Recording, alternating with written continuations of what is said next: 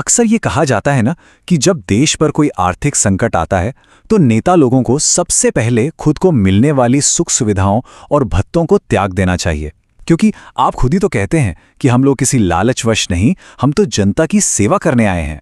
कम से कम इतना करके आप खुद को असली सेवक साबित कर सकते हैं। तो चलिए आज जानते हैं कि भारतीय सांसदों को आखिर क्या-क्या सुविधाएं मिलती हैं। आज के हमारी इस विश्लेषण के जरिए हम उन असल आंकड़ों और तथ्यों को गहराई से समझेंगे जिन पर हमारी ये पूरी व्यवस्था टिकी हुई है। आज हम जिन मुख्य बातों पर चर्चा करने वाले हैं वो हैं सेवक या वीआईपी की बहस, 2025 में हुए वेतन और भत्तों में बदलाव, सैलरी के अलावा मिलने वाले अन्य खर्चे, यात्रा और आवास की बेहतरीन सुविधाएं, पूर्व सांसदों की पेंशन और सबसे अहम सवाल, ये वेतन आखिर तय कौन करता है। तो चलिए शुरू करते हैं। भाग 1, सेवक या वीआईपी। आइए इन सुविधाओं के पीछे की फिलॉसफी को समझते हैं। अब सबसे दिलचस्प बात तो इस पूरी व्यवस्था का मूल विवाद ही है। क्या जनसेवकों को वाकई विशेषाधिकार मिलने चाहिए? देखिए, सरकार का तर्क यहां बहुत ही स्पष्ट है। उनका कहना है कि सांसद देश के अलग अलग और बहुत बड़े बड़े हिस्सों का प्रतिनिधित्व करते हैं, इसलिए उन्हें अपना काम प्रभावी ढंग से करने के लिए मजबूत संसाधनों की आवश्यकता होती ही है।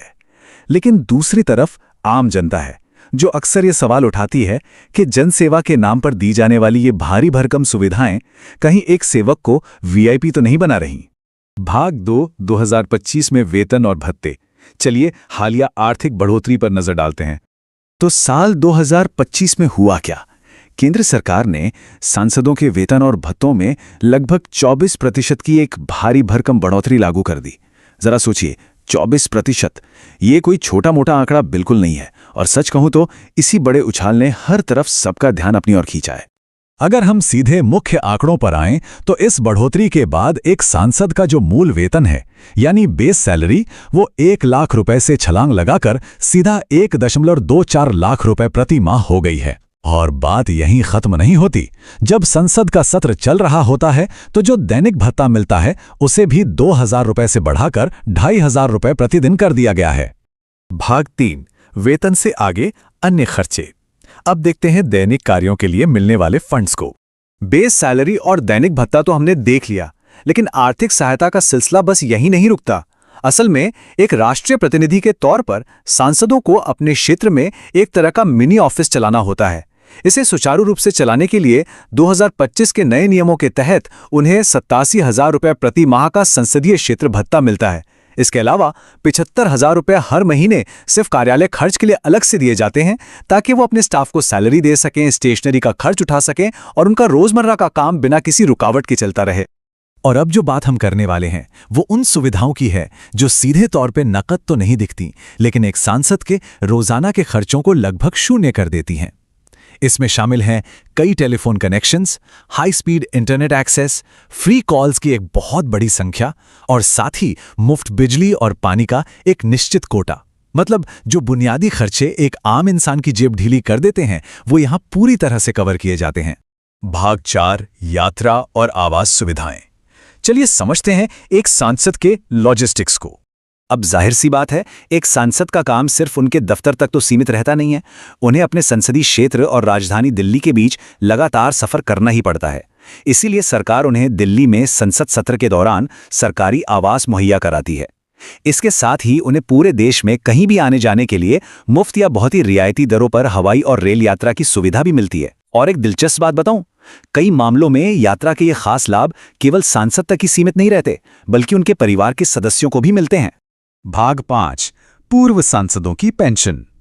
आइए देखते हैं कि संसद के बाद का जीवन कैसा होता है।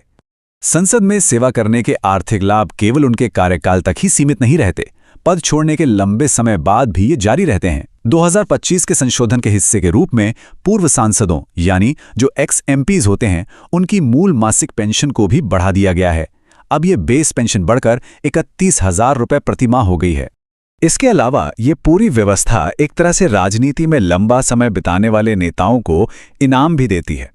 अगर किसी सांसद ने 5 साल से ज्यादा का कार्यकाल पूरा किया है तो उस 31,000 रुपये की बेस पेंशन के ऊपर उन्हें अतिरिक्त राशि भी दी जाती है। मतलब जितना लंबा कार्यकाल, पेंशन उतनी ही ज्यादा। भाग 6, वेतन कौन तय करता है? यह है इस व्यवस्था का एक बड़ा प्रणालीगत विवाद। ये सारा डेटा और आंकड़े हमें इस पूरी व्यवस्था के सबसे बड़े और कह सकते हैं सबसे महत्वपूर्ण विवाद की ओर ले जाते हैं। आखिर इन सुविधाओं और वेतन का फैसला कौन करता है? देखिए, दुनिया के कई अन्य देशों में राजनीतिक वेतन तय करने के लिए पूरी तरह से स्वतंत्र आयोगों का इस्तेमाल किया जाता है, जिनका राजनीति से कोई लेना देना नहीं होता। लेकिन भारत में व्यवस्था बिल्कुल अलग है। यहाँ सरकार और संसद खुद ही अपने वेतन में वृद्धि का फैसला करते हैं और खुद अपना वेतन तय करने की इसी प्रणाली के कारण जब भी भत्तों में कोई बढ़ोतरी होती है तो हर बार एक बहुत ही तीखी राजनीतिक बहस छिड़ जाती है। अगर हम पूरी तरह से निष्पक्ष होकर इस बहस के दोनों पक्षों को देखें तो समर्थकों का ये दृढ़ तर्क है कि भाई देश चलाने वाले जनप्रतिनिधियों को मजबूत सुविधाएं मिलनी ही चाहिए ताकि वे बिना किसी आर्थिक दबाव या चिंता के अपना काम कर सकें। वहीं दूसरी तरफ आलोचक इस बात पर कायम हैं कि जिस देश की एक बहुत बड़ी आबादी आज भी गरीबी और बेरोजगारी से जूझ रही है, वहां नेताओं की सुख सुविधाओं में होने वाली ये लगातार बढ़ोतरी आम जनता के बीच गहरा असंतोष और नाराजगी ही पैदा करती है।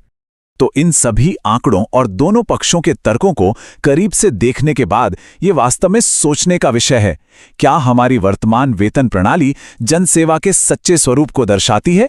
क्या ये प्रणाली आवश्यक समर्थन और अत्यधिक विशेषाधिकार के बीच एक सही संतुलन बना पाती है? इस पर अपनी राय कमेंट जरूर कीजिए। धन्यवाद।